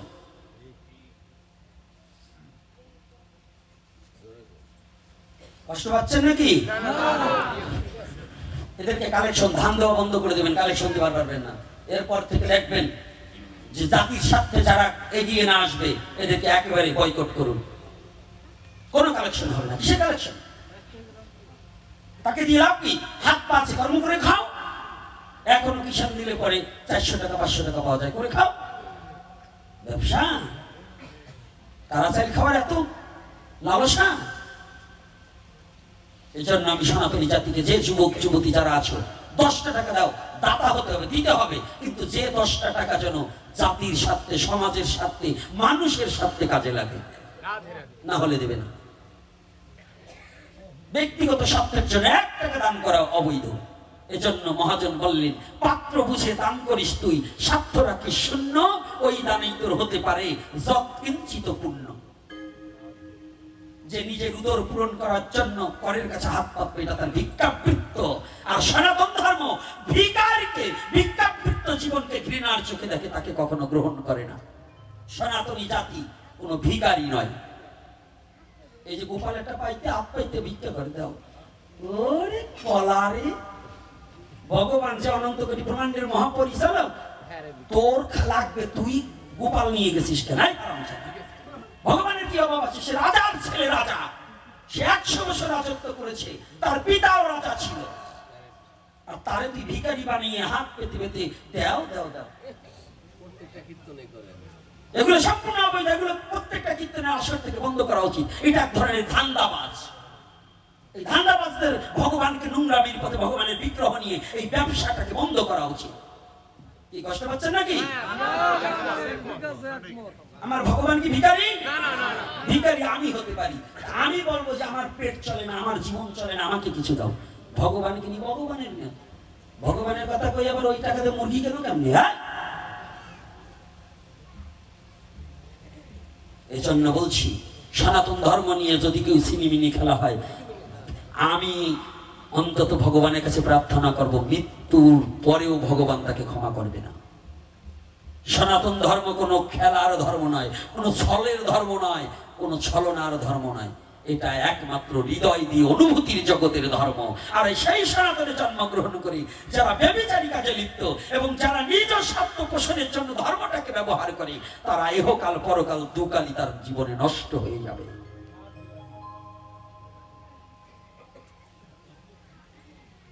সাবধান। নিজের দোষটা পরের দিকে চাপিয়ে দেওয়া যাবে। কষ্ট পেলে আমার কিচ্ছু করবার নেই, কিচ্ছু করবার নেই। কারণ আমার আলোচনায় এখানে আমি ওই কৃষ্ণ কংসকে মেরে ফেলছে ও আমি বলবো না। আমার কথা তুমি কারে মারতে পারো এটা দেখো। অর্থাৎ তোমার ভিতরে যে কংস আছে ওকে মারার চেষ্টা করো। তোমার ভিতরে যে পুতুনা আছে, রাক্ষসী, ক্ষুধা নামক রাক্ষসী, ক্ষুধা হলে পরে ভজনকে ভুলে যাও, ওই রাক্ষসীটাকে মারো, বধ করো। কামরূপ কংসকে ধ্বংস করো, এগুলোকে ধ্বংস করি, তোমার দেহরাজ্যটাকে উন্নত করো। এই জন্যই ভগবত ভজন, এই ভাগবতীয় কথার একান্ত প্রয়োজন। সংস্কার হতে হবে এবং নিজের দেহ জমিটাকে উর্বরা তৈরি করতে হবে। তাহলে কোথায় পাবি গো? খুঁজিলে ভগবান পাবি না সে ধন, যদি জ্ঞান নয়ন না ফুটলে পরে। সারা ভুবন খুঁজলে সে ধন পাওয়া যাবে না। কি না হলে? এই চর্মচোখে হবে না, জ্ঞান নয়ন না ফুটলে পরে। জ্ঞান নয়ন কাকে বলছি? কে ফুটাবে? অজ্ঞানতিমিরন্ধস্য জ্ঞানাঞ্জনশলাকয়া চক্ষুরুন্মীলিতং যেন তস্मै শ্রী গুরুবে নমঃ। যার জ্ঞান নয়নে ফুটিলে কি হবে? এই চর্মচোখে উঁচু নিচু দেখা যায়, যার জ্ঞান নয়ন উন্মিলিত হয়েছে তার আর উঁচু নিচু নেই। রাধে, তার কি কোন জাত নাই, ছোট জাত নাই, বড় জাত নাই, উঁচু জাত নাই, নিচু জাত নাই। যার জ্ঞানী হয়ে গেছে সে কি করে? আত্মদর্শন করে, আত্মজ্ঞানী হয়ে গেছে। আত্মজ্ঞানী হলে সর্বভূত ঈশ্বর দর্শন করে। তার আর বিশ্ব জগতের মাঝে কোন কাউকে ঘৃণার কথা ভাবে না। সে আর কারো ক্ষতি করবার জন্য আনন্দ পায় না। সে প্রতিটা জীবের মধ্য কি দেখে? আমি যেদিকে হেরি সেদিকে হরি, আমি দেখি হরি দয়াময়, হরি বলে ডাকি আসে, হরির শ্রীপাদ পদ্মে রয়ে। ও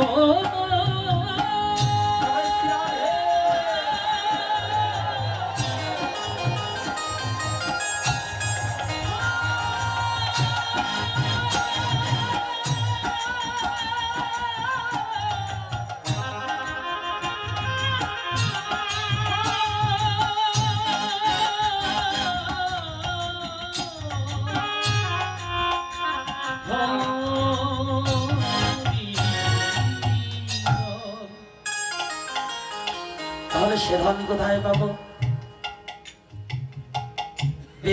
বেদের পরিপক্ক ভক্তি ফলটা ভাগবতে নিরূপণ করেছে। ভাগবতকে, এই গ্রন্থ রূপী ভাগবত কিন্তু পূর্ণ ভাগবত নয়। এই কাগজ চীন দেশে কিছু বছর আগে সৃষ্টি হয়। এই কাগজের ভাগবতের আগেও ছিল যে ভাগবত, সেই ভাগবত জানতে চিনতে পারিলে পাইবে, পাইবে সেই গোবিন্দ ভজনের সুপথ। সেই ভাগবত খান কোনখানা শাস্ত্রে করেছে নিরূপণ? তিনখানা ভাগবত আছে, শুনেন ভক্তগণ। কয়খানা ভাগবত? কি কি ভাগবত? একটা অচল ভাগবত, একটা সচল ভাগবত, আর একটা মধুর ভাগবত হয়। হরি বল। অচল ভাগবত যেখানে এই সন্মুখে গ্রন্থ রূপে রয়, যে গ্রন্থ কানাকে কেউ না চালালে চলতে পারে না। এই ভাগবত খানা আমি যদি না নেই, কিংবা আপনি যদি না নেন, যাবে কি? যাবে? তাহলে এটার নাম অচল ভাগবত। গ্রন্থ রূপে যা লেখা রয়। ইহার আগেও ভাগবত ছিল। ইসলাম শাস্ত্রে বললেন ওহির মধ্য দিয়ে, জিব্রাইল সাল্লাল্লাহু আলাইহি সাল্লামের মধ্য দিয়ে আল্লাহ নবীকে পাঠিয়েছিল যে কোরআনের সূরাগুলো। আর আমাদের সনাতন ধর্মে ভগবান কৃষ্ণ নিজে ব্রহ্মার কাছে দৈব ভাবে পাঠিয়ে দেয়, পাঠিয়ে যে ভাগবত কোন গ্রন্থ রূপে লেখা ছিল না বিশ্ব বসুধায়।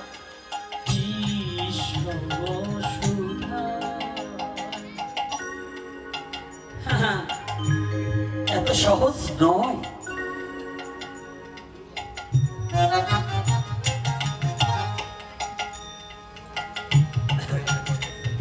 এত সহজ নয়।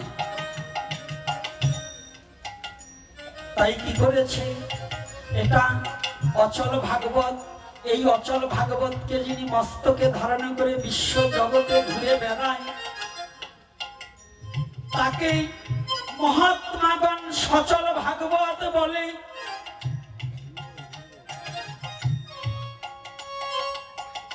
যারা শুদ্ধ বক্তা, আমি নয়,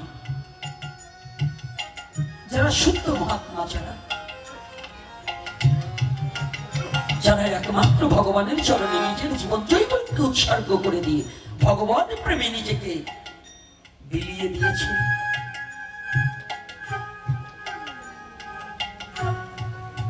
আমাদের সনাতন ধর্মে যেমন হরিদাস মহাপ্রভুর চরণে সমস্ত দেহখানা জীবন জৈবনে বিলিয়ে দিয়েছিল। আর ওই মুসলমানের মধ্যে ওয়াজ কর্মী পাগলা যেমন নবীর প্রেমে পাগল হয়ে তার সব দিয়ে দিয়েছিল। ওরে মুসলমান আর ওরে হিন্দু রে, নবীরে ভালোবাসো, নবীর একখানা দাঁতে শহীদ হয়েছে আর তার 32খানা দাঁত ভেঙে দিয়েছিল। দেয়নি? তুমি যদি সত্যি নবীকে ভালোবাসো, যদি তুমি আল্লাহকে ভালোবাসো, যদি ইসলাম হয়ে থাকো, তাহলে তুমি আর একটা মানুষকে হত্যার হুমকি দাও কি করে?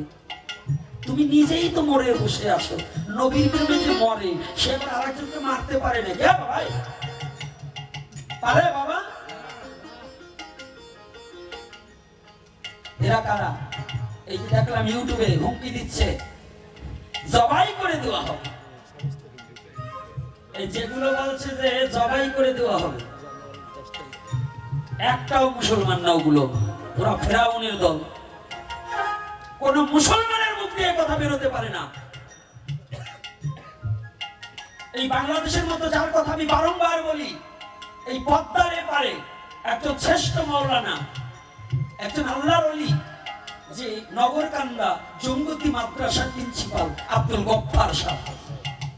আপনি জান, যদি কোনো মুসলমান এখানে যারা চেতন মুসলমান আছেন, আপনি জান তার মুখে তার ওয়াজে কোনোদিন কোনো কারো গীবত নেই। 100 ওয়াজ আমি চ্যালেঞ্জ করে বলছি, তার মুখে কোনোদিন কোনো গীবত নেই, কোনো নিন্দা নেই, কারো কোনো ছোট করে দেখা নেই। জান আব্দুল গফফার সাহেব বাজারে গেলে এখনো বলে, বাবা দোকানদারকে বলে, বাবা তুমি চেয়ে ঠকো না, আমাকে দেখে ভয় পেও না, তুমি যাতে বেঁচে থাকতে পারো সেইভাবে তুমি আমার কাছ থেকে নিও। বলেন মুসলমান ও না ওই যে ব্যানার একখান নিয়ে বলবো হিন্দু পাইলে জবাই করো রাস্তাঘাটে, ওইটা মুসলমান? কোনটা? আর মুসলমানকে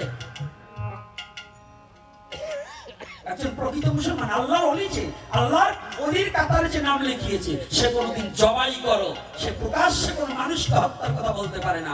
সে প্রতিটা মানুষের মধ্যেই আল্লাহর নূর বস্তুকে দেখে সবাইকে ভালোবাসার জন্য ধাবিত হয়ে যায়, সে হচ্ছে মুসলমান। আর ওগুলো হচ্ছে ফেরাউনের দল, ফেরাউনের বংশধর। তারা মানুষে মানুষে দ্বিধাদ্বন্দ্ব বাঁধিয়ে, মানুষে মানুষে সাম্প্রদায়িক দ্বন্দ্ব বাঁধিয়ে মানুষকে হত্যার কাজে লিপ্ত হয়েছে, রক্তে রঞ্জিত হতে চায়। এদেরকে ওরা মুসলমানের শত্রু, হিন্দুর শত্রু, বৌদ্ধের শত্রু, খ্রিস্টানের শত্রু, এরাই আলাদা একটা জাত। এই বাবা কষ্ট পাচ্ছেন না? আমি মিথ্যা বলছি? বলুন যে কজন মুসলমান বাবার আছেন, আমি মিথ্যা বলছি? হিন্দুর মধ্যে, সনাতনীর মধ্যে যদি আমি গোপীনাথ যদি একজন মুসলমানকে হত্যা করতে চাই, তাহলে জেনে রাখবে আমিও প্রকৃত হিন্দু নয়। তবে হ্যাঁ, হত্যা করা যাবে কখন? যদি আমি এখানে পুজো করছি, আমার এইখানে যদি আমার এই ধর্মকে নষ্ট করার জন্য যদি কেউ আসে, হয়তো নিজে হত্যা হয়ে যাও, না হয় তাকে হত্যা করে দাও।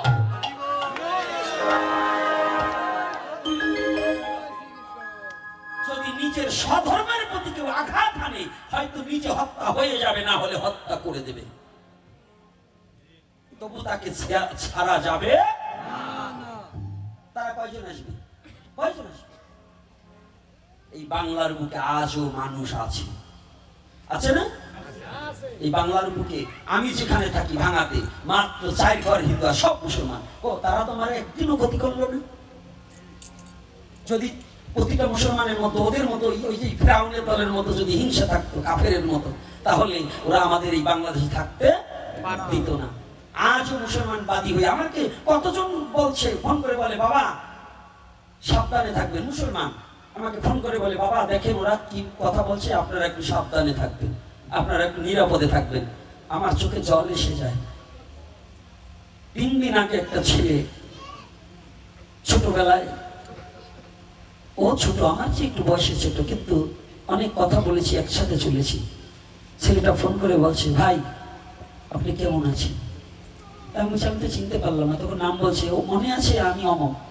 হ্যাঁ। বলছে আপনি একটু সাবধানে থাকবেন, আমরা প্রবাসী বসে, জানেন দাদা আপনার কথা আমি একটু চিন্তা করি, আমাদের বাংলাদেশে যা শুরু করছে কিছু কিছু লোকে, তাতে আপনাদের প্রতি অত্যাচার না হয়, তা আপনি একটু সাবধানে থাকবেন। আমার চোখ দিয়ে জল এসেছে। ও তো মানুষ, ও ও তো একটা মুসলমানের ছেলে, তাহলে ওর চিন্তাটা কতটুকু, ওর চিন্তাটা কত গভীরতম, যে ও এখনো ভাবে যে না, আমরা হিন্দু মুসলমান একসাথে চলেছি, আমরা একসাথে থাকতে চাই, আমাদের কোনো হিংসা করা যাবে না।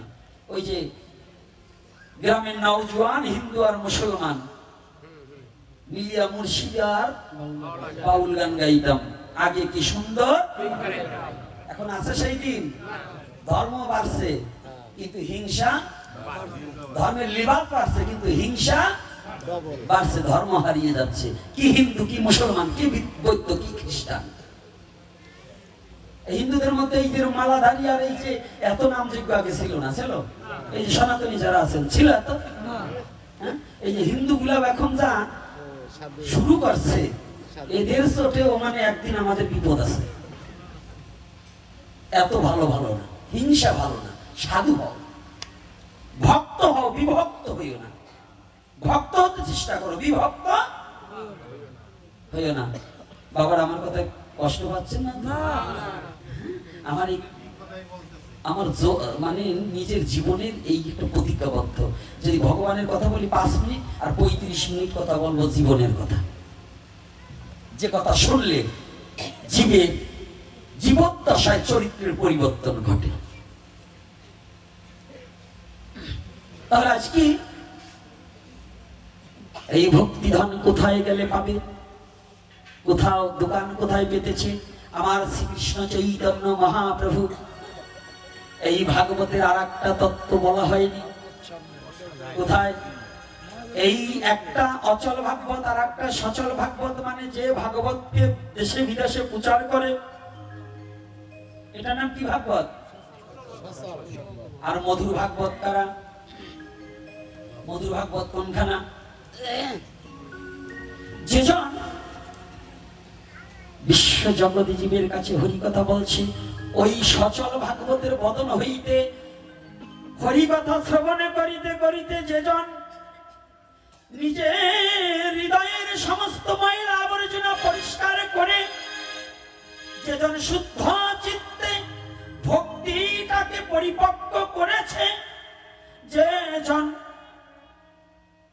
ভাগবতী কথা শ্রবণ করিতে করিতে ভক্তির রাজ্য পৌঁছে ভক্ত সঙ্গ করিতেছে, যেজন একমাত্র ভক্তের সঙ্গে জীবন এখানে ডুবিয়ে দিয়েছেন, তিনি হচ্ছে মধুর হইতে মধুর ভাগবত বিশ্ব জগতে। আর যদি কোনো ভক্ত, যদি তোমার ভক্তি ধন ক্রয় করতে চাও, যদি কিনিয়া লইতে চাও, তাহলে কি করতে করবে জানো? একবার করো করো ভক্তের সঙ্গ পারো, একবার করো করো ভক্তের সঙ্গ পারো, একবারে করো করো এমন ভক্ত সঙ্গ করো। ওরে তুমি পেতে চাও যদি সেই ভক্তি সম্পদ, একবার করো করো ভক্তের সঙ্গ করো। পেতে চাও যদি জয় হরি গৌর হরি বল হরি বল। সেই ভক্তি সম্পদ, একবার করো করো সেই ভক্ত সঙ্গ। ও যদি পেতে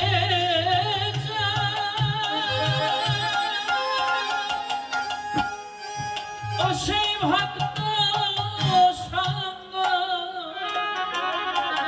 অমন করো সে ভক্তি সম্পদ, একবার করো করো তোমরা ভক্তের সঙ্গ করো।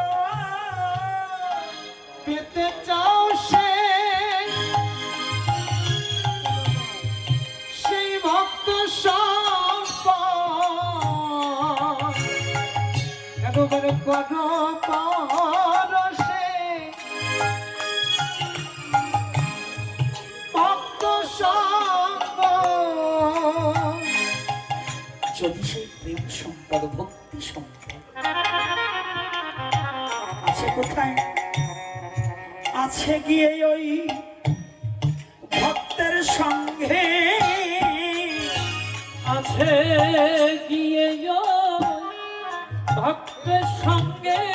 বলি ভক্তি আছে কেবল ভক্ত সঙ্গে, ভক্তি আছে এই ভক্ত সঙ্গে অমন ভক্তি আছে ভক্তের সঙ্গে। একবার হরি বল মনানো বিশ্ব জগতের মাঝে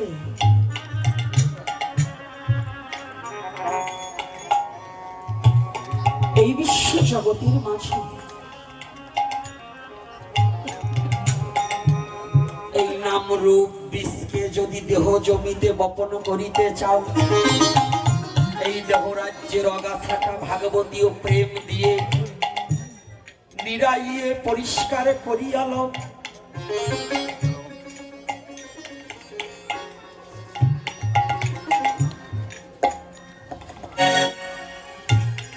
কথাটা কি বোঝা গেছে? আপনারা এই নামের আগে ভাগবত তত্ত্বটাই হচ্ছে ভক্তি রাজ্যে প্রবেশ করা। আর যতদিন পর্যন্ত ভক্তি না থাকে এই কমিটি না, সারা বাংলাদেশের সমস্ত কমিটি যদি মনে করে আমার টাকা আছে নাম দিচ্ছি, আমি কমিটির সভাপতি, আমি 1 লক্ষ টাকা দিনহীন কাঙালের বেশে যদি কেউ এহেন কর্ম করিতে পারে, তারই নামযোগ্য দেওয়া এবং নামযোগ্য শ্রবণ করা সার্থক হবে, না চেত নয়। এই জন্যই নামের আগে ভাগবত দিতে হয়, যেন ভক্তি আসে হৃদয়ে।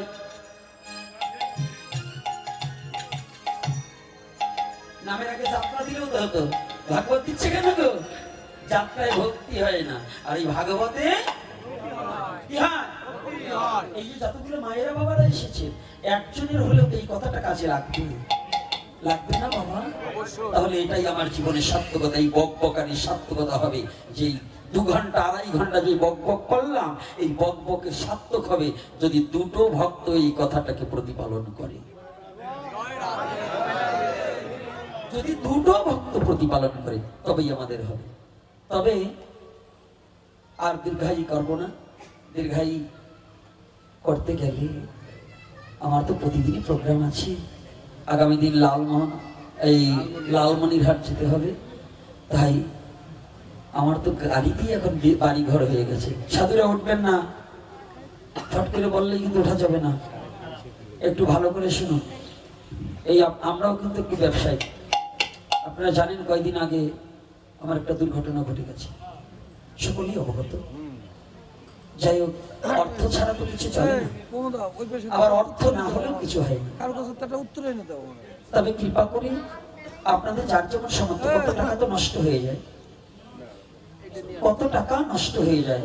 পান বিড়ি সিগারেট খেলো কত টাকা নষ্ট হয়ে যায়। আস্তে এত কথা বলো কেন? ছোট কথা হবে সবসময়। ইশারায় কাজ করা শেখো। জ্ঞানী বোঝে ইশারাতে, মূর্খ বোঝে কি রে। ইশারায় কাজ করবা, তাহলে পিছনে যেতে হবে। তোমাদের দোষ আছে, পিছনে আসো। তাহলে কিছু দেবেন ভগবানের সেবার নিমিত্তে। আর দ্বিতীয়তে এই পাগলটা বলেছে, আমার কথা একটু বলে দেবেন। উনি একটা মন্দির করতেছে, যারা ওনাকে একটু সহযোগিতা করার ইচ্ছুক আছেন, এই যে পাগল, আপনারা কেউ 1 বস্তা সিমেন্ট যার যেমন দেওয়ার ইচ্ছা হয় ওনাকে আপনারা দান করবেন। কারণ উনি আমাকে বলেছে কয়দিন আসছে। তবে বাবা, আমি অনুরোধ করবো, খালি কালেকশন করলে কিন্তু হবে না, সবাই দেয়। আপনি সারা বছরই কিন্তু ভক্তের কাছে থেকে এনে চলতে হয় আমাদের, কিন্তু জাতির স্বার্থে নামতে হবে, জাতির জন্য কিছু করার চিন্তা করবে, শুধু আশ্রম করলে হবে না।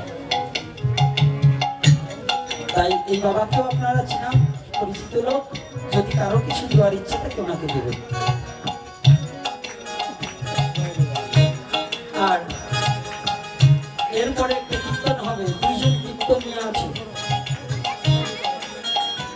রাজ্যের মধ্যে